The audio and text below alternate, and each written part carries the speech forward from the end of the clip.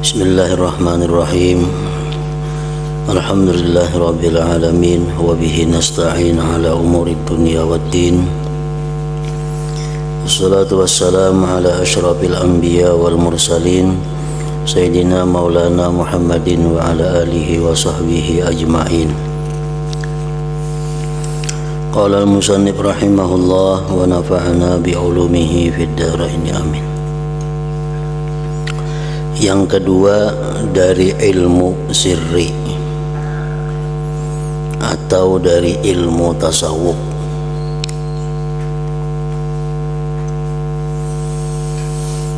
Ilmu tasawuf adalah ilmu yang sangat luas, namun kada semuanya kita diwajibkan mempelajarinya. Ada di situ hal-hal yang wajib kita mempelajarinya, dan ada pula yang tidak wajib mempelajarinya. Yang termasuk fardu ain mempelajarinya ilmu tasawuf itu ialah mengetahui mana yang wajib dikerjakan, seperti tobat.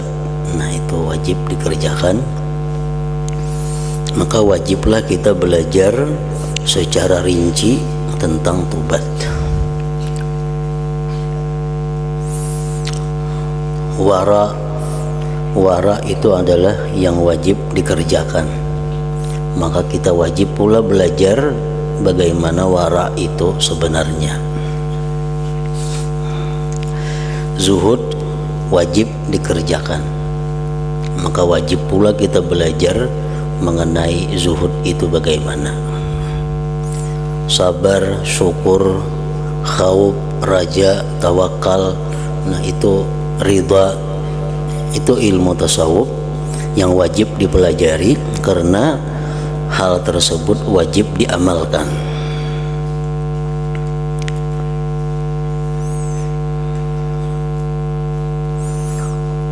Mengetahui mana yang wajib dikerjakan dan mana yang wajib ditinggalkan. Macam riya itu wajib ditinggalkan. Kita wajib mempelajari masalah riya. Dengki wajib ditinggalkan. Maka fardu ain mempelajari macam apa dengki itu. Hubbud dunia itu wajib ditinggalkan. Kita wajib juga belajar apa yang dimaksud dengan hubbud dunia itu.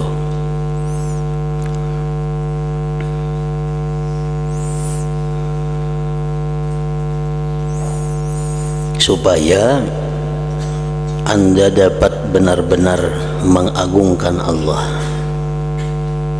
supaya bujur-bujur bisa ta'zim kepada Allah, mengagungkan Allah.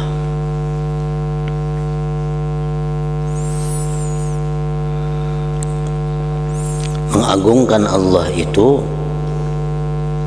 termasuk di dalamnya adalah mengagungkan syiar-syiar Allah, tanda-tanda kebesaran Allah. Dalam Al-Quran disebutkan wa may yu'azzim sya'airallah fa innaha min taqwal qulub. Barang siapa yang mengagungkan syiar-syiar Allah, maka yang demikian itu termasuk bagian dari ketakwaan hati. Mengagungkan Allah ditandai dengan mengagungkan syiar-syiar Allah. Apa syiar-syiar Allah itu? Antara lain contohnya adalah Baitullah. Baitullah itu syiar Allah.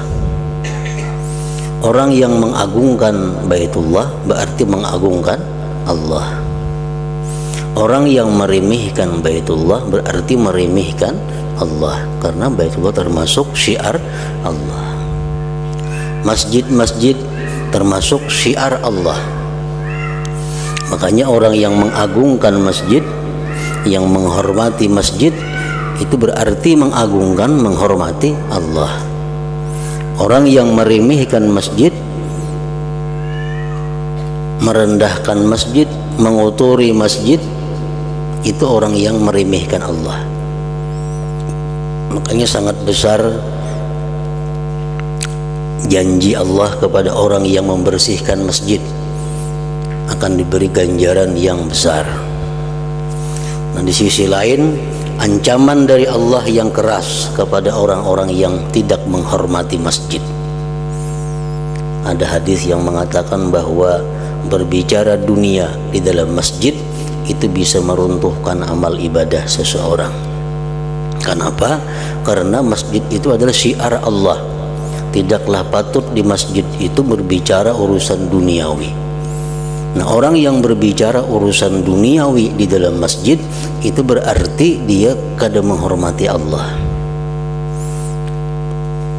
Nah, bagaimana bisa menghormati Allah, bagaimana bisa mengagungkan Allah? Nah, mempelajarinya itu adalah fardu ain. Ikhlas beramal hanya karena Allah. Nah, itu fardu ain, ikhlas. Kita diwajibkan per orang belajar mengenai ikhlas macam apa. Karena ikhlas itu sesuatu yang wajib dikerjakan. Niat yang benar, niatus salihah, niat yang bagus, itu pun wajib dipelajari. Apa arti niat? Apa yang dimaksud dengan niat yang baik itu? Dan selamatnya iman,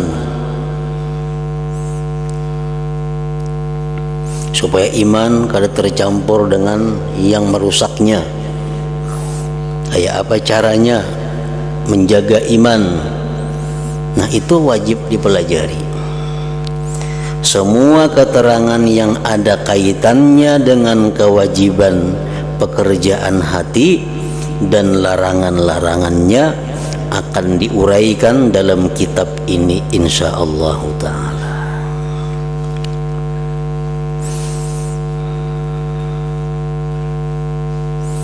Jadi itulah kadar yang wajib dipelajari dari ilmu tasawuf. Ya, macam nang kaya wara umpamanya, itu beberapa tingkatan. Ada wara yang wajib, ada wara yang sunat, ada wara yang utama. Nah, yang wajib kita pelajari adalah wara yang wajib itu. Sedangkan wara yang sunat itu sunat juga dipelajarinya. Zuhud terbagi tiga. Ada zuhud yang wajib, ada zuhud yang sunat, ada zuhud yang utama. Yang wajib kita pelajari adalah zuhud yang wajib. Sedangkan zuhud yang sunat itu sunat juga dipelajarinya. Zuhud yang utama juga dipelajarinya. Jadi kalau semua ilmu tasawuf itu wajib dipelajari, kada. Mana yang wajibnya itulah yang wajib dipelajari.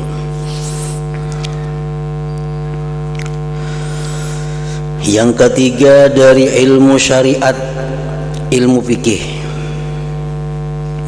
yang dianggap fardu ain mempelajarinya, mengetahui seluk-beluk perbuatan yang dipardukan kepada Anda. Fikih luas lagi. Kalau kita mempelajari ilmu fikih keseluruhan kali cukup umur. Tapi ilmu fikih itu ada yang fardu ain dipelajari, ada yang fardu kifayah dipelajari, ada yang sunat dipelajari, ada hanya sekedar keutamaan yang dipelajari. Mengetahui seluk-beluk perbuatan yang dipardukan kepada Anda agar Anda dapat mengerjakannya dengan benar. Belajar mengenai sembahyang fardu juga belajar. Belajar mengenai sembahyang sunat juga belajarnya. Misalnya bersuci, berwudu, itu mau kada mau setiap orang wajib mempelajari bagaimana berwudu itu yang sah. Dan salat sembahyang 5 waktu itu wajib belajar dengan sebenar-benarnya. Kayak apa sembahyang itu supaya sah?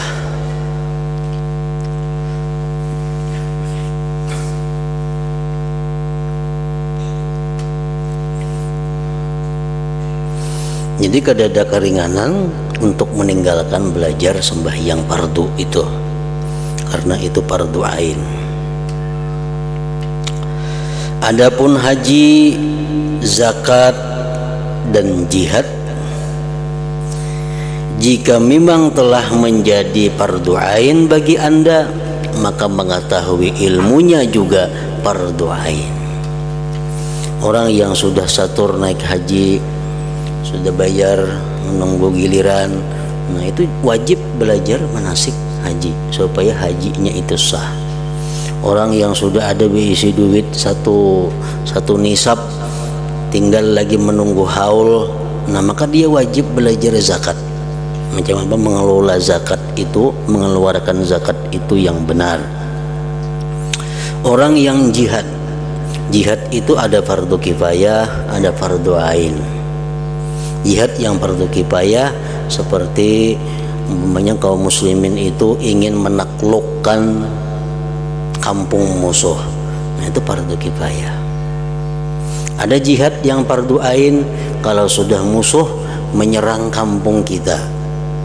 Ini orang-orang kafir sudah menyerang kampung kita, maka seluruh penduduk kampung itu dipardukan fardu ain untuk membela agamanya, membela kampungnya. Itu fardu ain. Nah, bila mana fardu ain jihad, fardu ain juga mempelajarinya bagaimana jihad itu, supaya engkau bisa mengerjakannya dengan benar. Kalau tidak wajib untuk Anda, maka belajarnya pun tidak wajib. Orang nang kada berisi duit satu nisab, kada wajib belajar zakat. Orang nang belum setor lagi naik haji, kada wajib ini belajar tentang haji. Nah, jadi itulah batas ilmu yang wajib dihasilkan dan harus diketahui oleh hamba.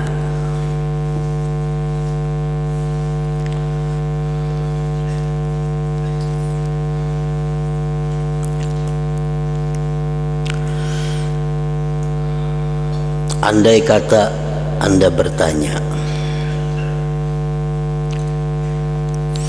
apakah aku diwajibkan mempelajari ilmu tauhid, ilmu kalam? Ilmu tauhid ya ilmu kalam yang dapat aku jadikan alat untuk membatalkan i'tikad agama-agama kafir, dan supaya mereka menerima hujah-hujah dalil-dalil agama Islam, atau kujadikan sebagai alat buat mengalahkan hujah dalil ahli bid'ah, dan agar mereka menerima hujah-hujah sunnah. Wajibkah kita belajar ilmu tauhid agar kita bisa membatalkan, mengalahkan dalil-dalil orang kafir? Wajibkah kita belajar ilmu tauhid yang gunanya untuk melemahkan i'tikad orang-orang bid'ah? Nah, jawabnya, maka ketahuilah bahwa mempelajari ilmu yang demikian hukumnya fardu kifayah. Hukumnya fardu kifayah. Yang fardu ain daripada ilmu tauhid itu bagi Anda hanyalah apa yang bisa membenarkan i'tikad Anda berkenaan dengan pokok-pokok agama. Selain itu tidak. Dari ilmu tauhid itu yang wajib ain, yang fardu ain kita pelajari adalah yang membenarkan i'tikad kita. Yang penting kita belajar tauhid itu adalah supaya kita bisa mengiktikadkan tentang Allah bagaimana sebenarnya, mengiktikadkan tentang Rasulullah bagaimana sebenarnya. Cukup. perkara ilmu untuk berdebat kepada orang kafir, perkara ilmu tauhid yang untuk berdebat kepada orang bid'ah, itu tidak wajib kita pelajari. Ada fardu ain, itu fardu kifayah.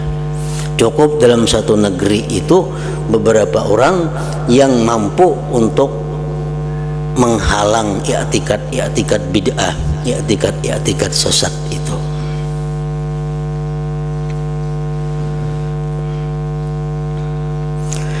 Begitu pula Anda tidak wajib mengetahui cabang-cabang ilmu tauhid dan masalah terperincinya ilmu tauhid,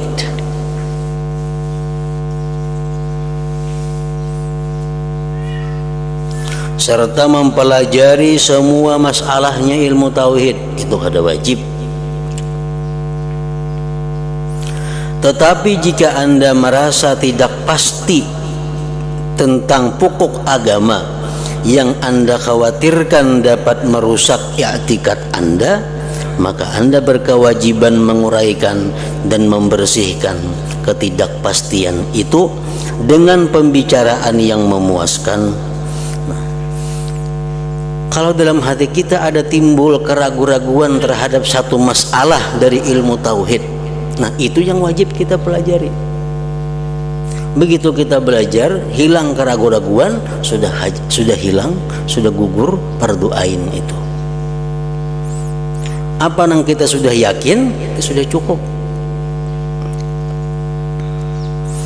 Namun berhati-hatilah, jangan sampai terjadi perdebatan yang tidak benar, karena pertengkaran itu merupakan penyakit agama yang tidak ada obatnya. Jadi waspadalah. Sesungguhnya orang yang berdebat itu tidak akan beruntung kecuali bila ia diliputi rahmat dan balas kasih Allah Subhanahu wa ta'ala.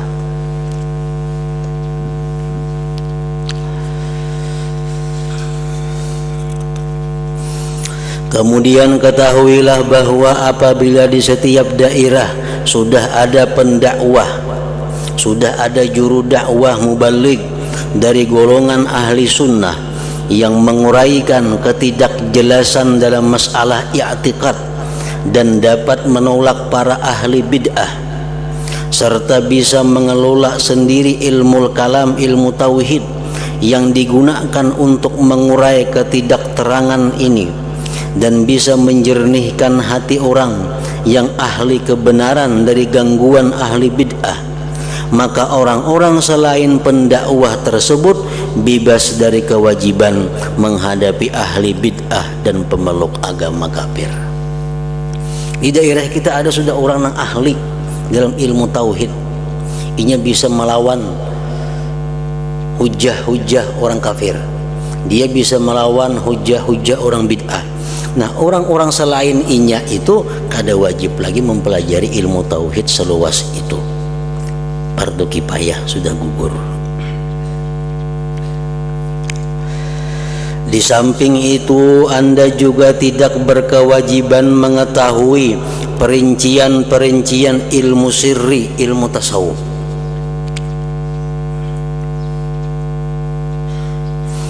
Dan semua masalah yang ada hubungannya dengan keajaiban hati,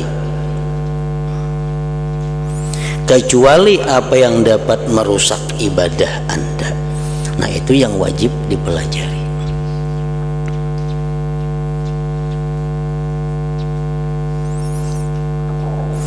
Adapun mengenai perbuatan hati yang bisa merusak ibadah, maka Anda wajib mengetahuinya agar Anda mampu menjauhinya, seperti riya.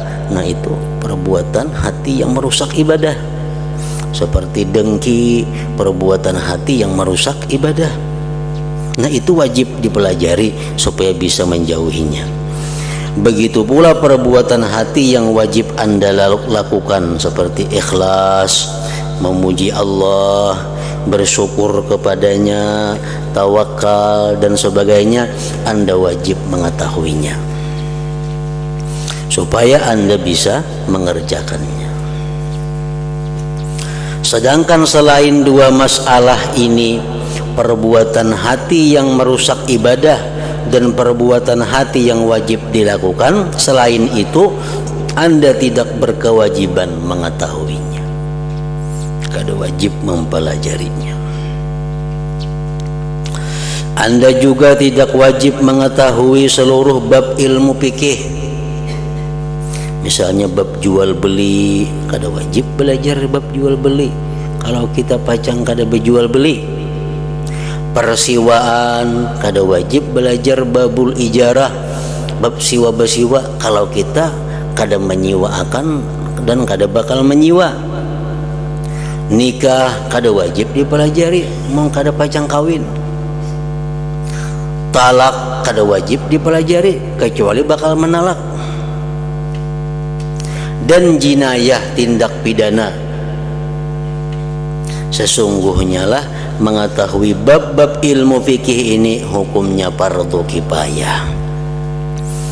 Hendaknya di daerah itu ada seseorang yang ahli dalam itu cukup, yang lainnya gugur kewajibannya. Kalau sudah ada orang yang melakukannya, orang-orang lain tidak lagi berkewajiban.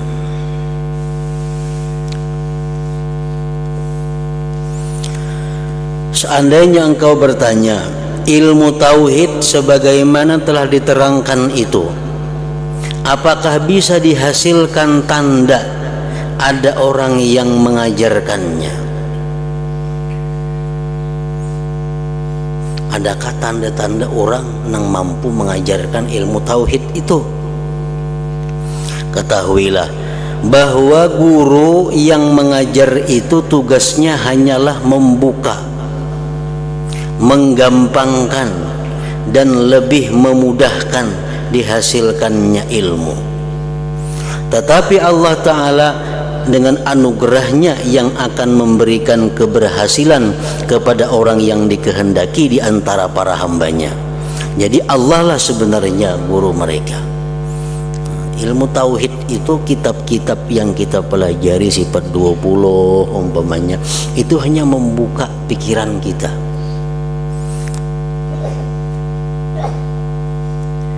menggampangkan cara berpikir kita, mengulahkan jalan pikiran kita.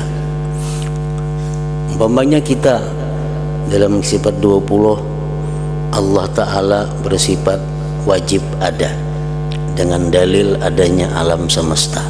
Itu bacaan sifat 20. Lalu kita berpegang di situ. Ujar orang Allah Ta'ala itu ada.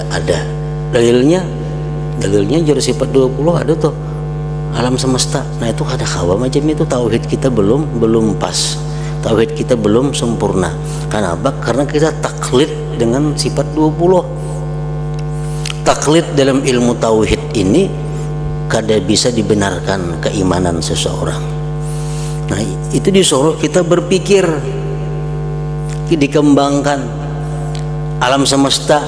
Apa alam semesta? Langit, bumi, gunung, hewan, tumbuh-tumbuhan, batu-batuan, manusia, lautan. Nah itu alam semesta. Di dalam kitab sifat 20 Allah Ta'ala itu ada dalilnya alam semesta. Jangan itu kita umpati, kita mesti membuka pikir, mengembangkan. Lalu kita dapat misalnya pemikiran Allah Ta'ala itu ada, dalilnya apa? Itu adanya pohon contohnya. Nah ini bukti bahwa kita sudah mulai membuka pikir daripada apa yang ada dalam kitab sifat 20. Apa dalilnya Allah Ta'ala ada? Itu matahari tiap hari terbit, pasti ada yang mengaturnya, yaitu Allah Subhanahu wa Ta'ala. Nah itu sudah bujur ngarannya dalil tauhid kita. Jadi jangan semata-mata apa yang disampaikan oleh guru, apa yang tertulis oleh kitab itu yang dipegang, itu kada boleh dalam ilmu tauhid. Guru hanya menyampaikan sesuatu yang membuka pikiran kita. Kitab hanya menulis, kitab hanya untuk membuka pikiran kita. Selanjutnya itu kita yang membukanya, kita yang memperluasnya. Selanjutnya ketahuilah bahwa akabah ilmu ini merupakan akabah jalan yang rumit, sulit ditempuh. Kalau kita hendak beribadat, jalan yang ditempuh adalah pertama-tama berilmu dulu. Ilmu tauhid secukupnya, ilmu tasawuf secukupnya, ilmu fikih secukupnya.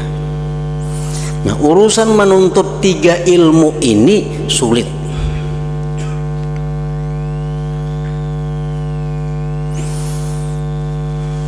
Namun dengan menempuhnya, apa yang Anda cari dan Anda maksudkan bakal Anda raih.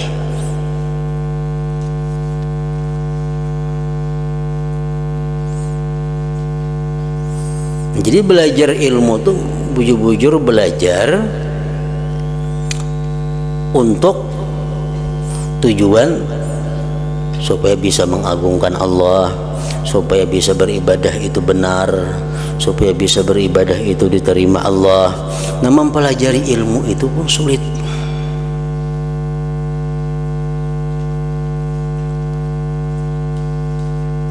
Orang yang turun setiap pengajian turun, aktif pengajian. Itu kalaunya kada bujur-bujur mempelajari, kada bujur-bujur memperhatikan, kada taulihi. Napa garang artinya tubatnya itu? Maka tubat itu wajib dipelajari. Karena selain daripada para anbiya, kada lepas daripada dosa. Bila orang itu kada lepas daripada dosa, wajib dia tobat. Nah, bila wajib tobat itu wajib mempelajari ilmu tobat. Nah, tobat itu macam apa? Itu mesti bisa. Bila kada bisa, berdosa. Tobat ini mesti tahu tobat daripada dosa ini. Tobat daripada dosa ini macam apa caranya? Tobat kada sembahyang macam apa caranya? Tobat menyambat orang kayak apa caranya? Tobat mengambil hak orang lain kayak apa caranya? Tobat terhadap menggibah orang yang sudah mati kayak apa caranya? Tobat waktu dahulu berbuat macam ini kayak apa caranya? Jadi semua itu adalah wajib dipelajari bagi orang-orang yang pernah melakukan dosa-dosa itu. Nah, mempelajari itu sulit. Mempelajari itu sulit.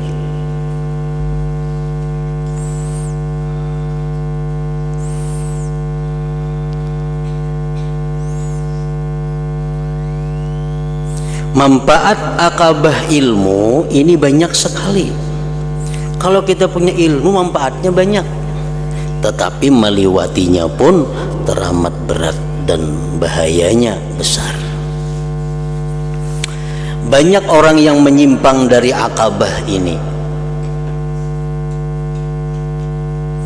lalu menjadi sesat. Banyak orang yang menuntut ilmu, yang mengaji tauhid, sekalinya sesat. Banyak orang yang mengaji tasawuf, sekalinya sesat.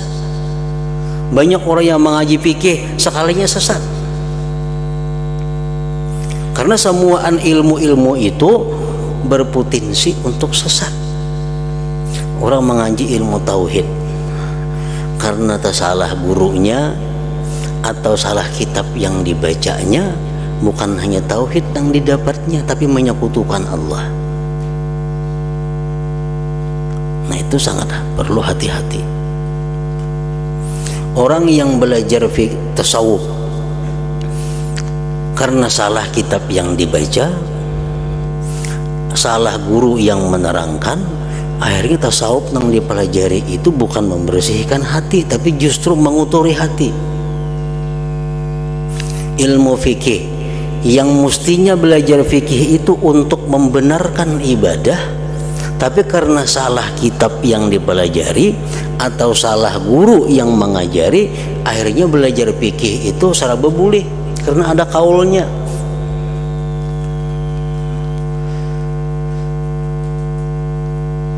Selawar handap aku ada aja kaulnya, ada pendapat ulama yang membolehkan.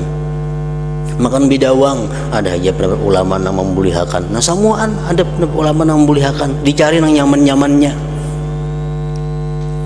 dicari yang mudah-mudahnya. Pada ilmu fikih itu disuruh kita belajar untuk membenarkan ibadah. Cuma karena salah kitabnya, salah guru mengajarkan, akhirnya sesat.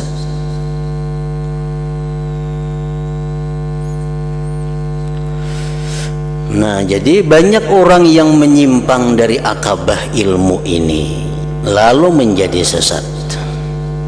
Makanya ada urutannya.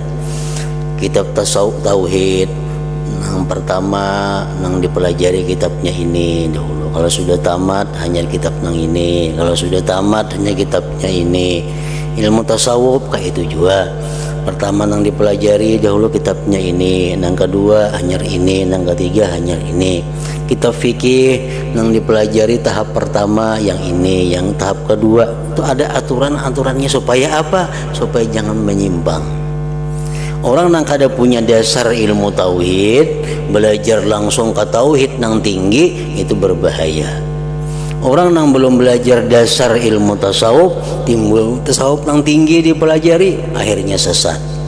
Orang nang belum mantap ilmu fikih nang halus-halusnya, belajar nang tinggi-tingginya, bahaya. Nah, banyak orang yang menempuhnya lalu terpelisit. Banyak orang yang bingung di dalamnya lalu putus di tengah jalan. Tidak sedikit orang yang mampu melewatinya dalam jangka waktu yang pendek, tetapi ada pula yang berputar-putar selama 70 tahun belum juga berhasil. Semua itu berada dalam kekuasaan Allah Azza wa Jalla. Mengenai manfaat ilmu telah aku tuturkan, yaitu sangat dibutuhkan oleh hamba untuk mendasari semua urusan ibadahnya, terutama ilmu tauhid dan ilmu sirri. Sungguh telah diriwayatkan bahwa Allah Ta'ala memberikan wahyu kepada Nabi Daud alaihi salam, firman-Nya, "Hai Daud, tuntutlah ilmu yang bermanfaat." Nabi Daud bertanya, "Wahai Tuhanku, apakah ilmu yang bermanfaat itu?" Allah Ta'ala berfirman, "Yaitu hendaknya engkau mengenal kemegahanku, keagunganku, dan kesempurnaan kekuasaanku atas segala apa yang aku kehendaki. Karena pengetahuan yang demikianlah yang mampu mendekatkan dirimu kepadaku." Nah, jadi artinya ilmu yang kita tuntut itu ilmu yang berbuah kepada mengagungkan Allah. Ilmu yang berbuah mengakui kesempurnaan kuasa Allah kepada apa yang dikehendakinya. Kayak apa cara supaya kita bisa dapat mengagungkan Allah sebenarnya? Tentu belajar ilmu tauhid, belajar ilmu tasawuf, belajar ilmu fikih. Sembahyang. Nah, dalam sembahyang itu ketiga-tiga ilmu itu ada. Dalam sembahyang ada ilmu tauhid. Kenapa? Karena sembahyang itu menyembah Allah. Menyembah Allah itu urusan ilmu tauhid. Sembahyang itu beribadah kepada Allah, itu ilmu tauhid. Dalam sembahyang itu ada khusyuk, itu urusan ilmu tasawuf. Dalam sembahyang ada rukuk, sujud, tumakninah, itu urusan ilmu fikih. Bila ketiga ilmu itu bergabung dalam sembahyang, nah hanya seseorang itu disebut mengagungkan Allah Subhanahu wa Ta'ala. Ini tauhidnya bujur. Jadinya aku sembahyang ini adalah menyembah Allah, Tuhan satu-satunya. Sembahyangnya ini hatinya tertuju kepada Allah, tapi sembahyangnya kada bertumakninah. Nah, itu kada mengagungkan Allah. Kenapa? Karena gerakannya kada mengagungkan Allah. Gerakan yang mengagungkan Allah, gerakan yang sesuai dengan apa yang diperintah oleh Allah. Nah, jadi ketiga-tiga ilmu itu perlu digandeng. Kada mau terpisah, tauhid, tasawuf, dan fikih. Ilmu berdagang. Berdagang itu ada ilmu tauhidnya, Ada ilmu tasawufnya, ada ilmu fikihnya. Kada mau tak pisah antara tiga itu. Diriwayatkan dari Sayyidina Ali karramallahu wajhah, beliau berkata, tidaklah menggembirakanku seandainya aku mati pada waktu kecil dan dimasukkan ke dalam surga. Ujar Sayyidina Ali, aku kada suka mati kekanakan surga tapi masih kekanakan.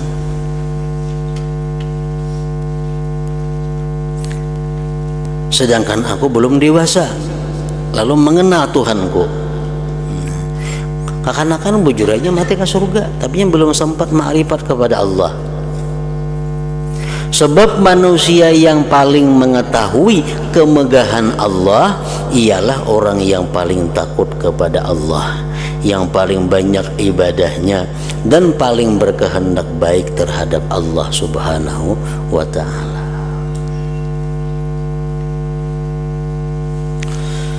Adapun kepayahan menuntut ilmu, maka serahkanlah diri Anda pada keikhlasan dalam menuntut ilmu, dan hendaklah menuntut ilmu itu bertujuan mencari pengertian, bukan sekedar supaya dapat menceritakan.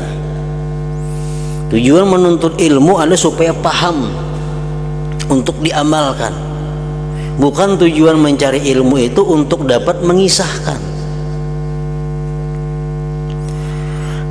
Ketahuilah bahwa kekhawatiran sehubungan dengan menuntut ilmu itu besar sekali.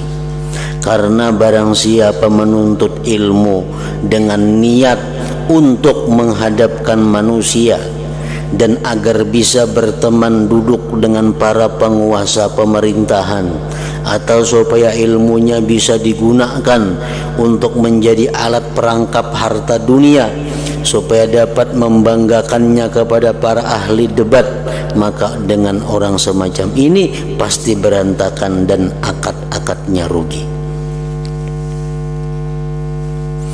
Rasulullah sallallahu alaihi wasallam bersabda, "Man talabal ilma liyufakhira bihil ulama aw liyumariya bihi subaha aw liyasrifa bihi wujuhan nas ilai adkhalahu Allahun nar." Barang siapa menuntut ilmu supaya bisa berbangga terhadap ulama dengan ilmunya itu, atau supaya dapat membantah orang-orang bodoh, atau supaya dengan ilmu itu manusia berpaling kepadanya, artinya berhadap kepadanya, maka Allah bakal memasukkannya ke dalam neraka. Nah, itu tujuannya menuntut ilmu kayak itu. Tujuannya menuntut ilmu supaya bisa bergabung dengan ulama. Tujuannya menuntut ilmu supaya dihargai, dihormati para penguasa. Tujuannya menuntut ilmu supaya dapat harta benda dunia. Nah, kalau macam itu niatnya menuntut ilmu, adkhalahullahu nar, Allah masukkan dia ke dalam api neraka.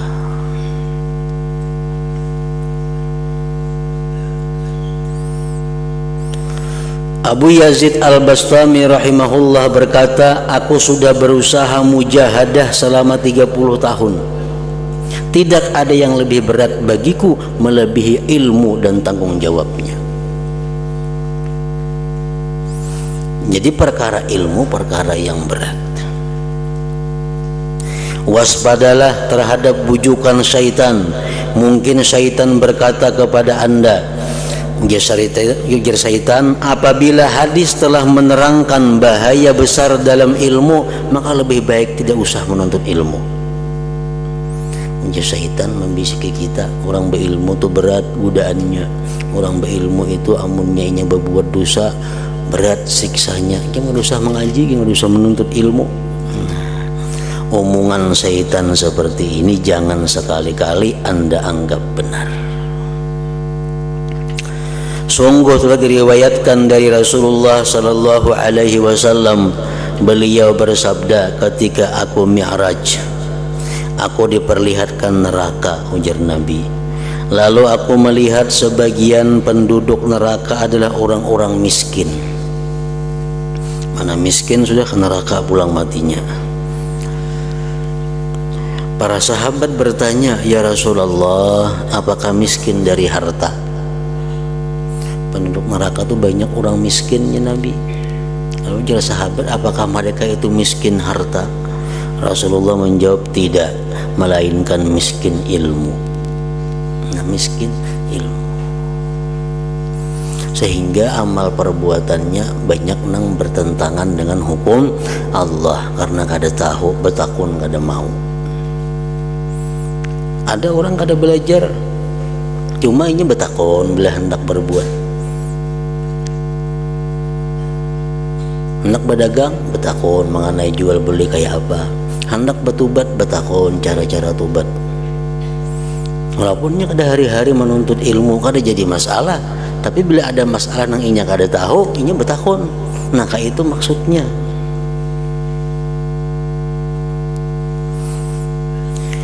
Barang siapa tidak mau belajar, tentu tidak dapat mengerti hukum-hukum buat ibadahnya, dan tidak dapat memenuhi hak-hak ibadah sebagaimana mestinya. Seandainya ada orang beribadah kepada Allah Ta'ala seperti ibadah malaikat, malaikat tuh ada busan-busannya beribadah, memangnya dicipta untuk beribadah. Kalau ada manusia beribadah macam malaikat tanpa ilmu, tapi nya kada berilmu, ilmu tauhidnya kurang, ilmu tasawufnya kurang, ilmu fikihnya kurang, maka ia termasuk orang yang merugi. Karena itu segeralah bertindak dan dalam menuntut ilmu ini dengan meneliti, mengajarkan dan mempelajarinya. Jangan sampai bosan dan malas.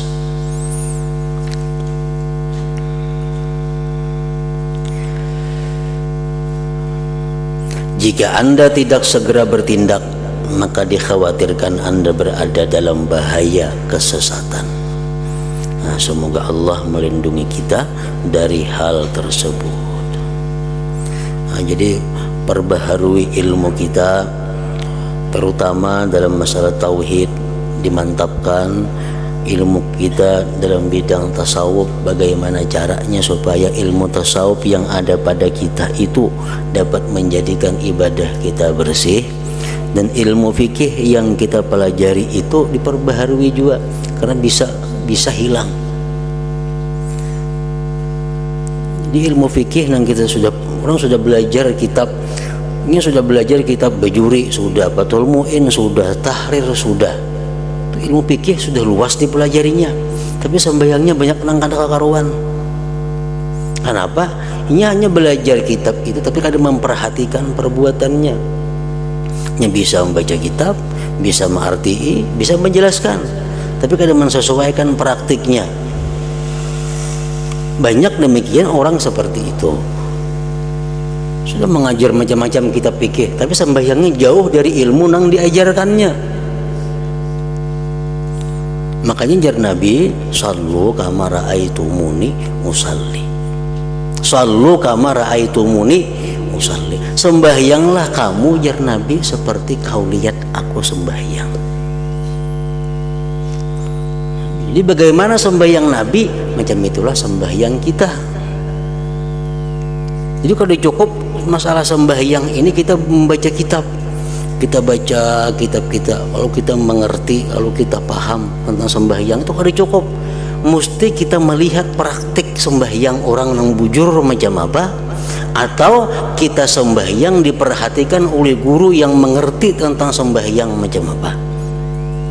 Di kitab aja kada kau mengetahui bujur kadanya, sujud kita pas kalawan di kitab, rukuk kita pas kalawan di kitab, bacaan kita cocok kalawan tajwid nang kita pelajari, kada kawa ya kita nang membaca kita ndangarakan kada kawa.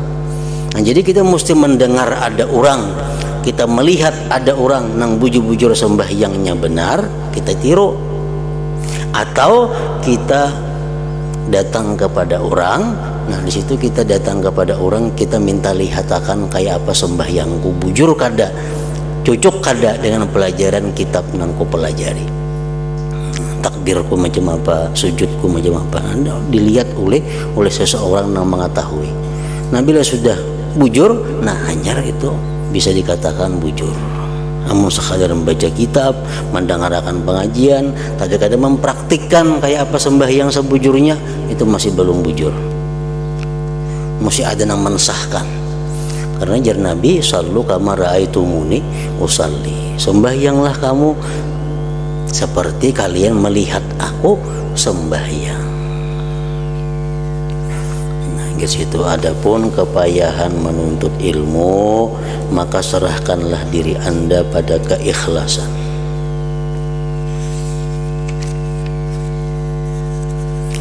Ya hadratin Nabi sallallahu alaihi wasallam, al-Fatihah.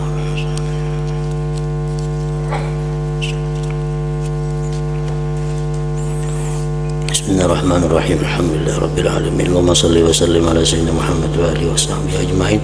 Allahumma ighfir lana ma akhta'na wa ma ta'ammadna wa ma asrarna wa ma a'lanna wa ma asrafna wa ma anta a'lam bihi minna, antal muqaddim wa antal muakhir, la ilaha illa anta. Allahumma nafa'na bima 'allamtana wa 'allimna ma yanfa'una wa zidna fahman wa ilman wa amalan wa huda wa taufiqan bi rahmatika ya arhamar rahimin. Sallallahu ala sayyidina Muhammad wa alihi wa sallam. Walhamdulillah.